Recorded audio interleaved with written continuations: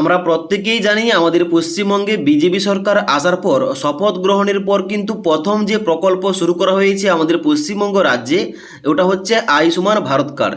এই আয়ুষ্মান ভারত কার্ড কিন্তু অবশ্যই আমাদের পশ্চিমবঙ্গে চালু করার লক্ষ্যে এবং এইটা বাস্তবায়ন করার লক্ষ্যে গতকাল আমাদের মাননীয় মুখ্যমন্ত্রী শুভেন্দু অধিকারী মহাশয় যে গুরুত্বপূর্ণ ঘোষণাগুলি করেছে ওইগুলো আপনাদের প্রথম শোনাচ্ছি এবং তারপরে স্টেপ বাই স্টেপ সমস্ত কিছু বলছি। আয়ুষ্মান ভারতে ইতিমধ্যে এনরোলমেন্টের কাজ শুরু হয়েছে। আমাদের বিশ্বাস যে জুলাই মাস থেকে আয়ুষ্মান ভারতের কার্ড আমরা দিতে পারবো এবং তার বেনিফিট গোটা ভারতবর্ষে আয়ুষ্মান ভারত কার্ড হোল্ডাররা পাবেন। আমরা আশা করছি যে স্বাস্থ্যসাথী কার্ডের সঙ্গে যুক্ত এমন 6 কোটিরও বেশি আমরা যারা কার্ড হোল্ডার তাদেরকে আয়ুষ্মান ভারতে এক্ষুনি নিয়ে যেতে পারবো। পরে পরে এই সংখ্যা আরো বৃদ্ধি পাবে এবং যারা নতুন করে আয়ুষ্মান ভারতে যুক্ত হতে চান, স্বাস্থ্যসাথীতে যুক্ত হননি, তাদের ক্ষেত্রেও অপরচুনিটি থাকছে।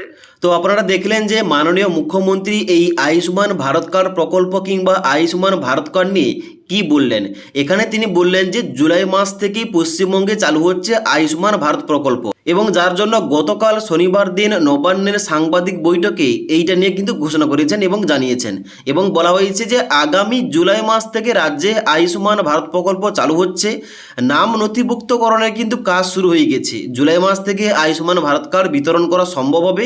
এই মুহূর্তে যারা স্বাস্থ্যসাথী প্রকল্পের সঙ্গে যুক্ত, যাদের কার্ড রয়েছে, তারাও কিন্তু আয়ুষ্মান ভারতের সুবিধা পাবেন।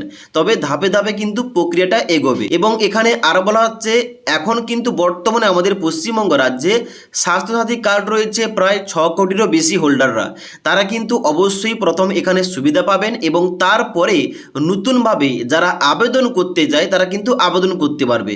নতুনভাবে আবেদন করার পর এখানে কিন্তু যে সুবিধাগুলো দেওয়া হবে এই কার্ডের মাধ্যমে, ওটা কিন্তু জুলাই মাস থেকে শুরু হবে এই প্রকল্পের সমস্ত কিছু বাস্তবায়নের কাজ।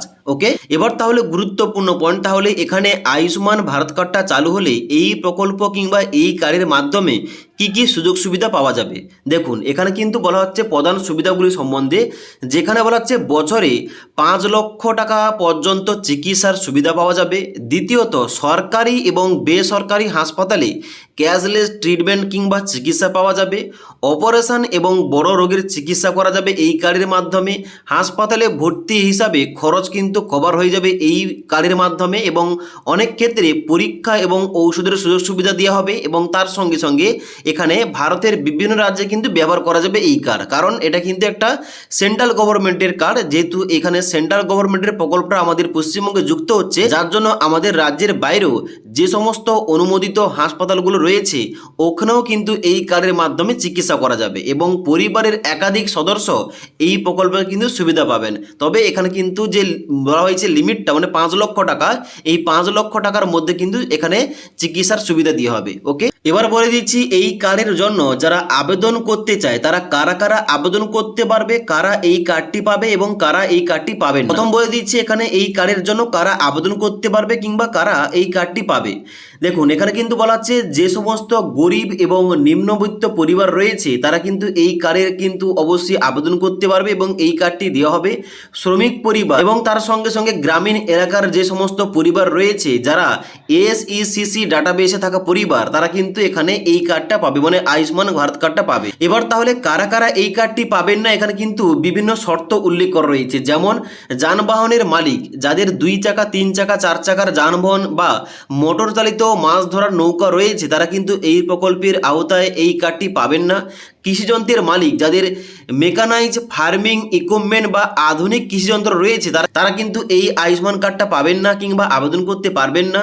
কিষাণ ক্রেডিট কার্ড, যাদের কিষাণ ক্রেডিট কার্ডে 50,000 কিংবা তার বেশি ক্রেডিট লিমিট রয়েছে তারা কিন্তু এই কার্ডটি পাবেন না।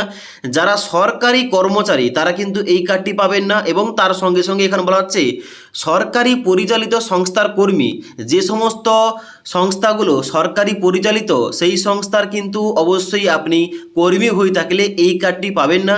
যাদের উচ্চ মাসিক আয়, যাদের মাসিক আয় 10,000 কিংবা তার বেশি, তারা কিন্তু এই প্রকল্পের আওতায় এই কার্ডটি পাবেন না। তারপরে বলা হচ্ছে যাদের বাড়িতে ফ্রিজ এবং ল্যান্ডলাইন রয়েছে, যাদের ভালো মানের পাকা বাড়ি কিংবা স্থায়ী পাকা বাড়ি রয়েছে, তারা কিন্তু এই প্রকল্পের কার্ডটি পাবেন না। এবং তার সঙ্গে সঙ্গে যারা বৃহৎ জমির মালিক, অর্থাৎ যাদের 5 একর কিংবা তার বেশি কৃষি জমি রয়েছে, তারা কিন্তু এই কার্ডটি পাবেন না। তো এতগুলো কিন্তু শর্ত রয়েছে।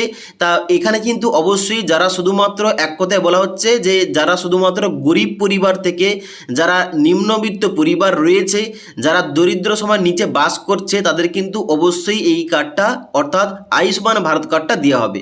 এবার তাহলে এই কার্ডের আবেদন করতে হলে কি কি ডকুমেন্টস লাগতে পারে? এখানে কিন্তু অবশ্যই লাগবে আবেদনকারীর আধার কার্ড, আবেদনকারীর রেশন কার্ড, আবেদনকারীর mobile number, voter ID card, address proof এবং তার সঙ্গে সঙ্গে এখানে পাসপোর্ট সাইজের ফটো লাগবে। তো এই কোডে কিন্তু ডকুমেন্টস আগে থেকে রেডি রাখতে হবে, কারণ আবেদন শুরু হলে এখানে কিন্তু এই সমস্ত ডকুমেন্টস অবশ্যই লাগবে। এবার এই কার্ডের জন্য আবেদন শুরু হলে কিংবা এই কার্ড সম্বন্ধে আরও তথ্যগুলো জানার জন্য কিংবা কেওয়াইসি করার জন্য কিংবা সমস্ত কিছু চেক করার জন্য কোন অফিস থেকে চেক করতে হবে দেখিয়ে দিচ্ছি।